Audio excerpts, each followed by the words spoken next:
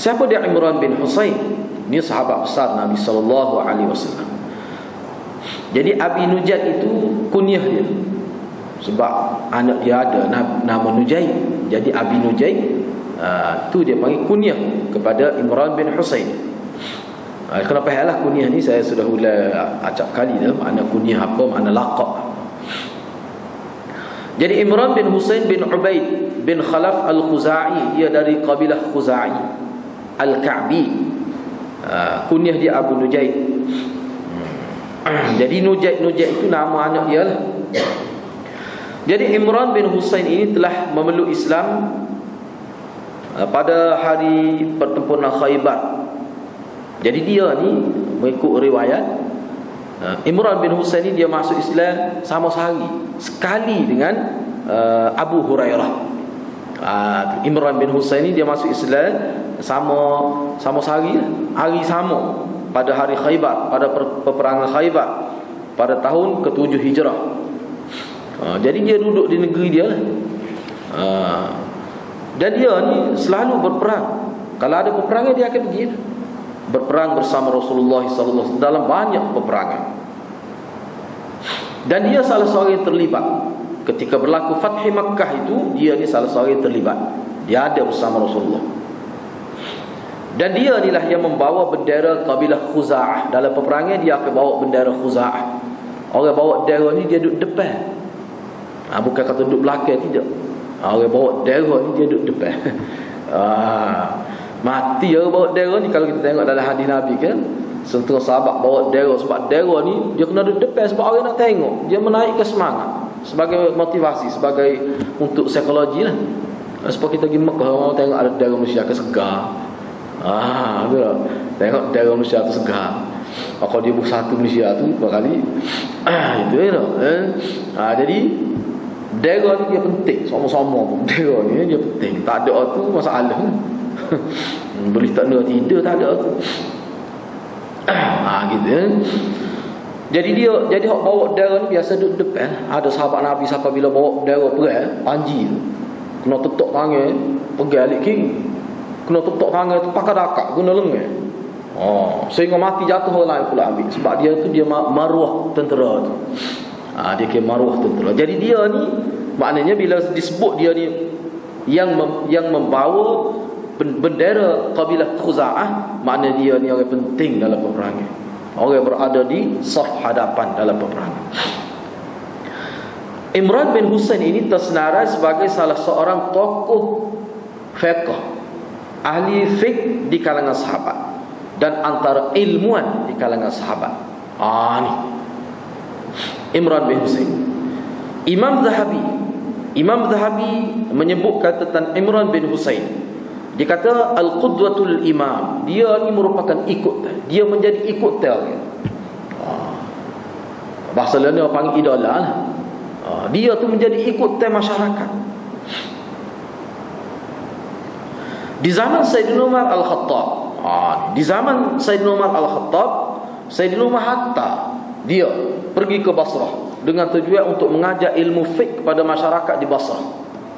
Imran bin Husain, oleh kerana dia dipakar dari bidang fiqh, Sayyidina Umar hantar sebagai wakil muballigh negara Madinah pada waktu itu pergi ke Basrah untuk mengajar masyarakat di sana. Di Basrah dia telah menyebarkan ilmu yang begitu banyak. Dia telah mencurahkan ilmu yang begitu banyak kepada masyarakat Basrah itu, dan jasa dia dalam bab ilmu, khusus ilmu fiqh ni sangat besar di bumi Basrah itu.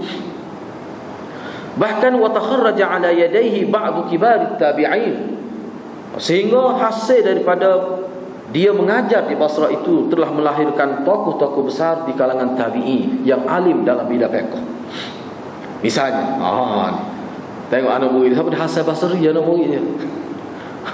Anak murid dia tu Hasan Basri, Muhammad bin Sirin. Yang mana Muhammad bin Sirin pernah kata kepada dia, sebut tentang dia. Dia kata, afdalu man nazala al-Basrah min as-sahabah Imran bin Husain.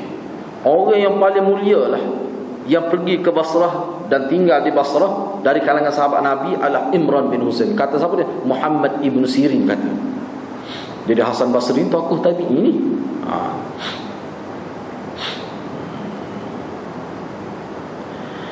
Hasan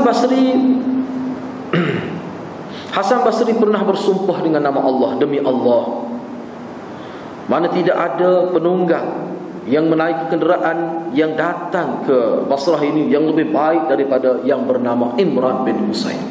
Kata Hasan Basri, mana tokoh besar di kalangan tabi'i memberi takris penghargaan kepada Imran bin Husain. Ini kedudukan dia. Bagaimana dari segi personality dia? Bagaimana dari segi personality Imran bin Husain ini? Kana wara'an taqiyan khashi'an zahidan. Dia ni tersenara sebagai salah seorang sahabat yang wara', sangat tinggi nilai takwanya, sangat tinggi dari sudut kekhusyukan hatinya, dan seorang yang zahid cara hidupnya.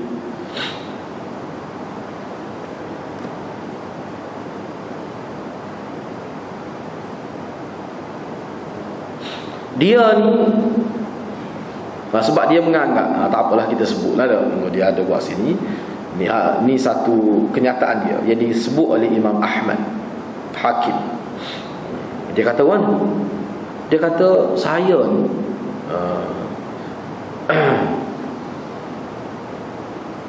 setelah saya bai'ah kepada Rasulullah, bila saya masuk Islam dan saya bai'ah pada Rasulullah untuk bersama Rasulullah hidup dan mati bersama Islam ini, saya tak pernah sentuh selepas daripada itu kemaluan saya dengan tangan kanan. Dia sebut, mana kalau saya nak sentuh kemaluan saya dengan nak basuh ke nak cukur ke misalnya, di sekitar kemaluan itu saya guna tangan kiri. Itu ini ayatnya dia jaga sangat. Sebab dalam hadis mana Nabi kita nak buang air ke apa, kita guna tangan kiri kan. Bukan tak boleh guna tangan kanan, tidak kata haram tapi dia jaga. Siapa benda kecil-kecil pun dia boleh jaga. Benda besar ni ramai orang boleh jaga. Nak jaga benda halus-halus, benda kecil ni payah. Dia kena orang besar baru boleh jaga benda-benda kecil ni. Orang berjiwa besar baru boleh jaga benda halus-halus ni. Benda-benda besar tak curi, tak gapo tu orang ramai orang boleh buat. Tapi nak jaga benda-benda kecil-kecil ni, dia perlu seorang yang berjiwa besar lah. Dia sampai begitu sekali. Dan dia pernah diberi jawatan menjadi qadi di Basrah, tapi tak lama lepas tu dia berhenti. Bukan dipecat, tapi dia berhenti. Sebab apa dia berhenti? Dia kata saya bimbang. Saya berhenti ni kerana bimbang, kerana takut tersalah buat keputusan, menghukum orang yang tidak bersalah, melepaskan orang yang bersalah. Itu saya bimbang. Dia bimbang. Kemudian dia waru. Akhir sekali dia kata bagi pada orang lain. Padahalnya dia jelas dari segi fiqh di mahkamah ni, kalau kita hukum orang tu, dia hukum mahkamah ni berdasar pada bukti yang nyata. Dia tak boleh kira perasaan. Walaupun kita rasa dia tu betul, tapi bukti tidak menyebelahi dia, kita jatuh ke hukuman, kita tak berdosa hakim tu. Hakim tak akan berdosa. Itu jelas dari segi fiqhnya. Kerana mahkamah ni dia kira berdasarkan pada maklumat. Maklumat yang ada, bukti yang ada. Sebab tu kalau masuk mahkamah, kalau bab set, bab apa kan, dia kena sebut terang. Tak ada malu-malu dah. Dan lawyer pun dia akan tanya dengan bahasa yang terang, yang tidak ada keraguan kalimah-kalimah yang dituturkan itu.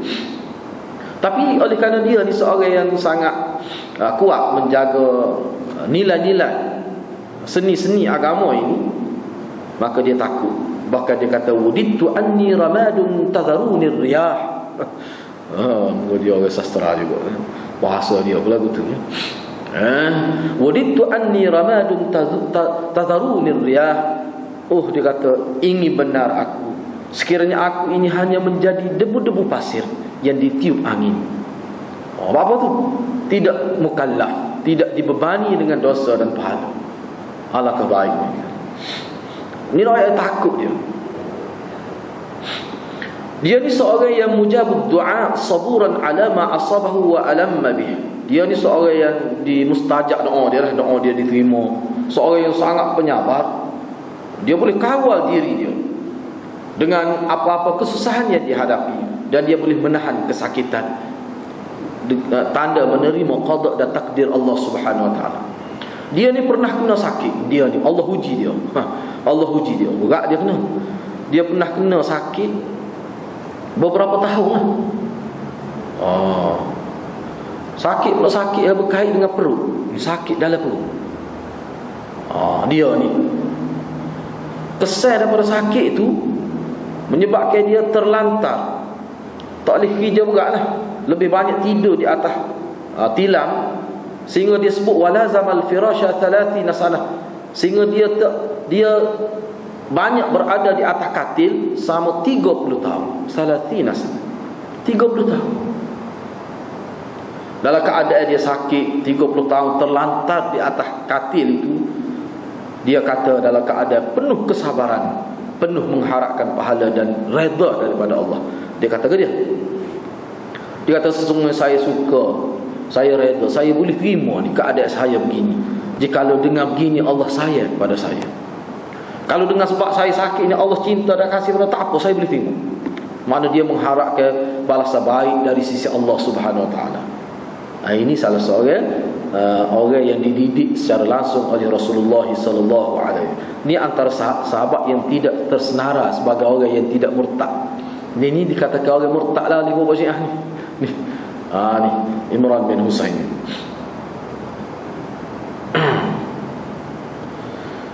Dalam Sahih Muslim ada sebut tentang kelebihan dia. Ketakwaan dia tu, tingginya ketakwaan dia sehingga malaikat memberi salam kepada dia. Dalam Sahih Muslim ada disebut, sehingga malaikat memberi salam kepada dia. Tapi bila dia melakukan iktawa, yakni dia merawat sakit dia dengan menggunakan haba, maka malaikat lari, tak pergi, tidak beri salam lagi kepada dia. Kemudian dia tinggal merawat dengan menggunakan kain, maka malaikat pun kembali beri salam kepada dia. Kain ni satu bentuk perubatan di zaman Arab Jahiliyah, dan Nabi tak suka ni. Kalau kita tengok dalam Australia Arab, dia ada sejenis penyakit, dia penyakit butir-butir di kaki. Biasa dia kena di tapak kaki ataupun di mana-mana lah, dia asalnya tapak kaki lah. Kalau ada kena jenis biasa dia butir-butir macam sakit lah tu, dia macam ada tunah tu. Jadi dia panah besi macam striker tu, dia letak, dia setengah malam letak, dia agak gitu. Dia agak gitu. Dia panggil iktawa. Yang ni buat rawatan dengan menggunakan besi yang panah. Jadi bila puk gitu, dia heret tubik dia punya nanah-nanah tu dalam cara dia nak buat tu. Jadi waktu tu kira-kiranya tidak berapa, itulah sebab dia rawat guna macam api gitu, dia tidak sesuai. Dia nampak sifat macam neraka gitu. Kalau ada pilihan lain lah, kalau ada pilihan lain. Dalam hadis Nabi pada sebut tentang iktawa itu tidak disukai. Tapi oleh kerana sakit tu, dia panggil rawat guna cara kain. Dia panggil. Tak apalah tu.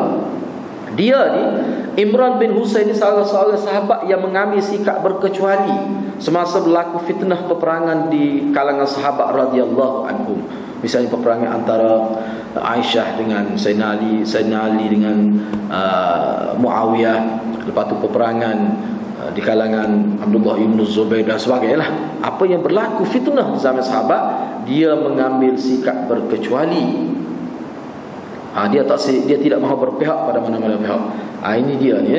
Kena ingat ada fakta sejarah mengikut kajian ulama, sebenarnya di kalangan sahabat yang berkecuali ini adalah minoriti. Sebab di kalangan sahabat ni berlaku beberapa peperangan. Misalnya peperangan Siffin, peperangan Jamal, fitnah Abdullah ibn Zubair misalnya. Mana sahabat khususnya, kalau kita tengok secara khusus peperangan Jamal antara Aisyah dengan Sayyidina Ali, dan Sayyidina Ali dengan Muawiyah, mana sahabat yang mengambil sikap berkecuali ni mengikut kajian ulama adalah minoriti. Majoriti sahabat dia berpihak secara ijtihad. Itu disebut oleh ulama. Bukanlah kata golongan yang tidak berpihak ini dia majoriti, tidak. Dia minoriti.